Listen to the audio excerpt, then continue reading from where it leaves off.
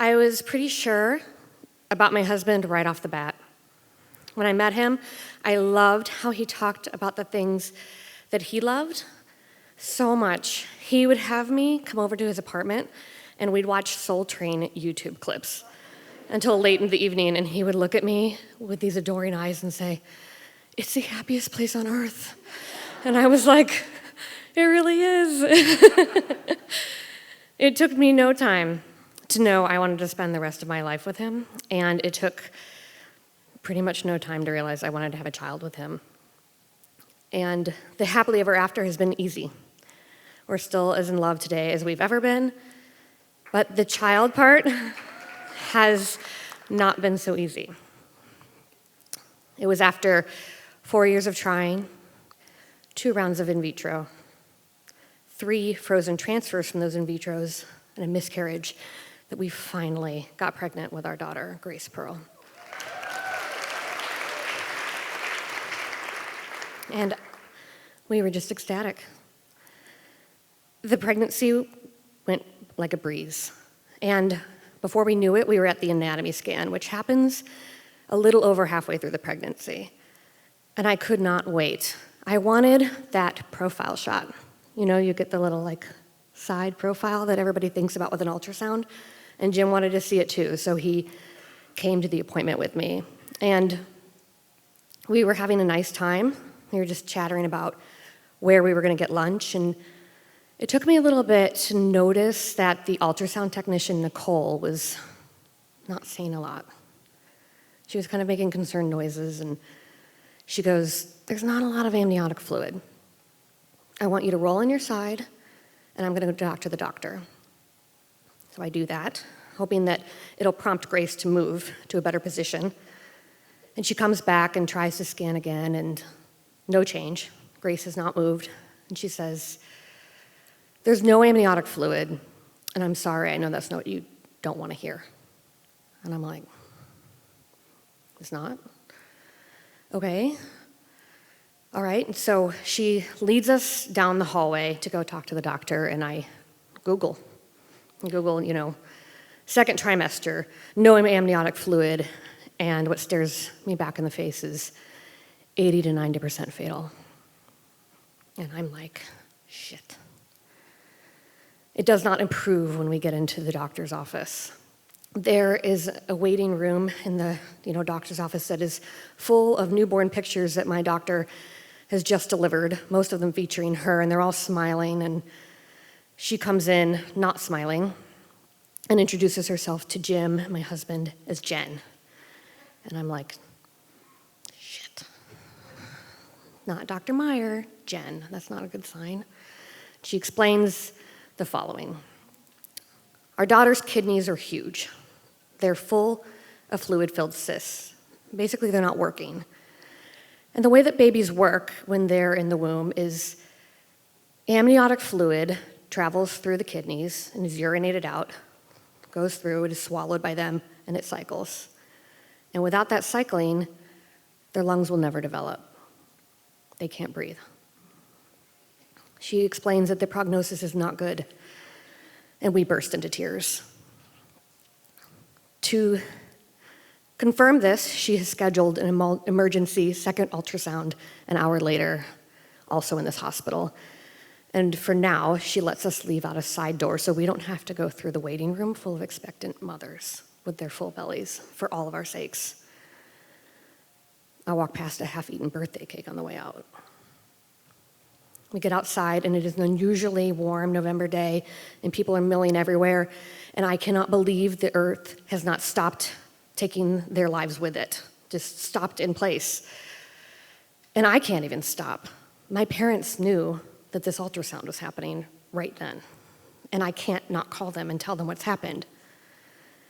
So I call, and my mom answers within a second, and she's like, "How was it?" And I'm like, "Not good."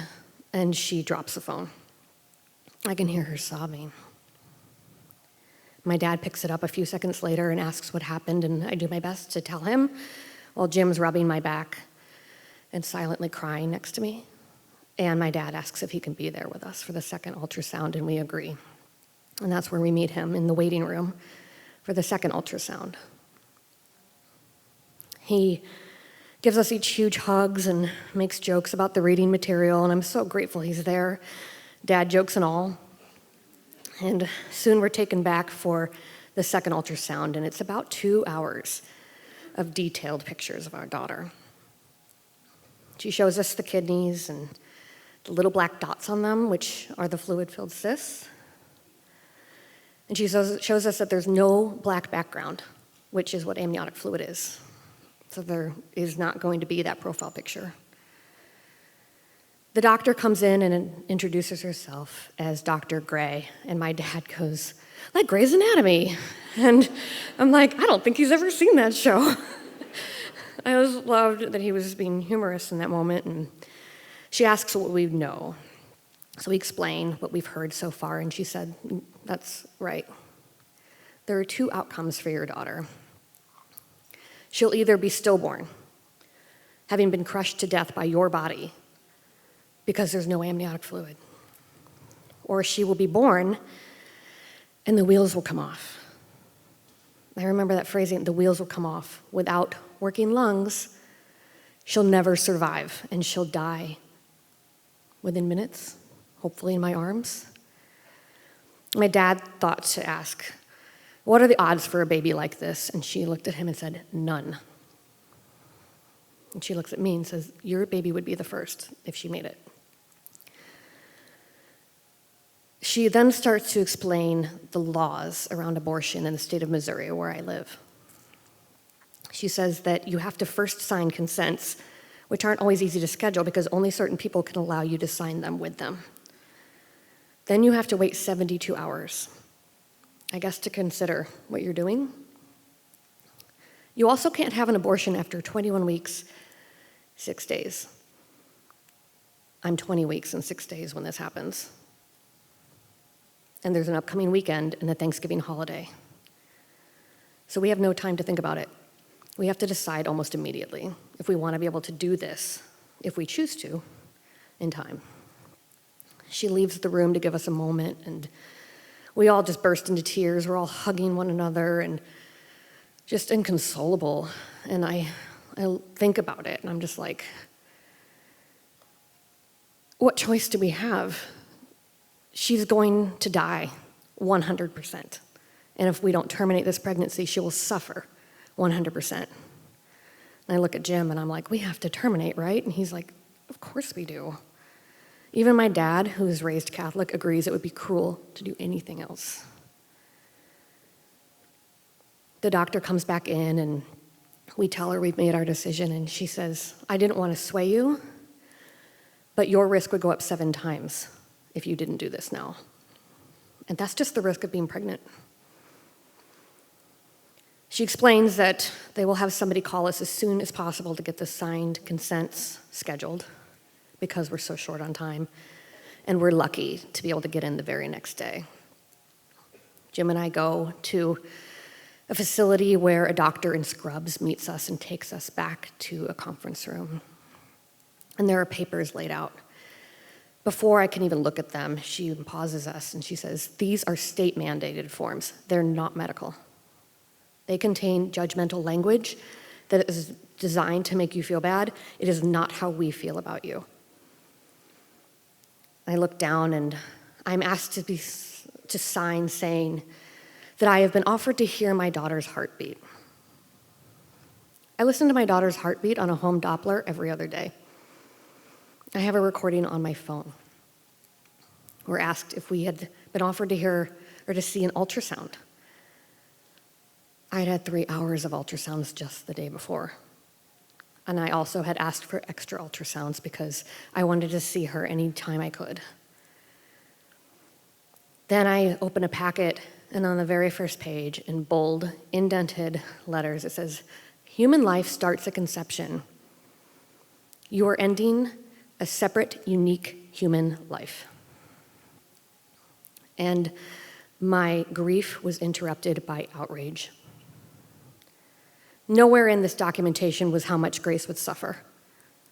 None of it talked about the increased risks to my health. It was all just biased on one side. I wanted to light them on fire, but I signed them. I had to. And that started the 72-hour clock. That was the longest time in my life. It was a slow marching through time where my friends seamlessly cleared their calendars to invite me over to do jigsaw puzzles and drink tea with them. My parents came over and they removed every stitch of baby clothing and items out of our home. I took pregnancy-approved sleeping pills. I hugged Jim harder than I thought possible and hoped we could just meld into one person. I cried and cried and cried. And the night before the termination, I asked Jim how he wanted to say goodbye to Grace. While I thought about this, I thought about how sure I was about my decision. I knew other people might make a different choice than I did. And there was a part of me that wanted to give birth to her and hold her. But I couldn't imagine doing anything but what we were doing because it felt cruel to do anything different. It was so definitive. And I never thought I would have an abortion, but I've never needed to think about it. Jim said he wanted to have a dance party for her. Our own little soul train. And he made a playlist of songs he'd always wanted her to hear and always wanted to teach her about. And so in our pajamas, late at night, in our living room lit by candles, we danced with Grace. We played Riot Girl music and some Rolling Stones and laughed at let's spend the night together because we'd always thought it would have a little different meaning with a newborn. And when Mick Jagger sang, "Baby," I patted my little baby bump and we sang at it. And we slow danced to Sitting on the Dock of the Bay, which Jim has always said is a perfect song, just the way that it is. We had to be at the hospital at 5 a.m. the next day. And in the operating room, as the pre-anesthesia cocktail hit me, I looked at my doctor in the corner and I was like, I need you to know that I love my daughter. I'm doing this because I love my daughter. The nurse rubbed my arms, and I was gently turned and laid back on the operating table, and they put my headphones in. They had told me I wouldn't be asleep. And so we played Grace's playlist. And that's how we said goodbye to her.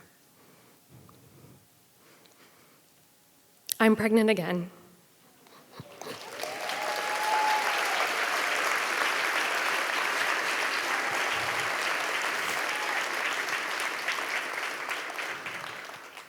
It's a girl again. I'm so excited.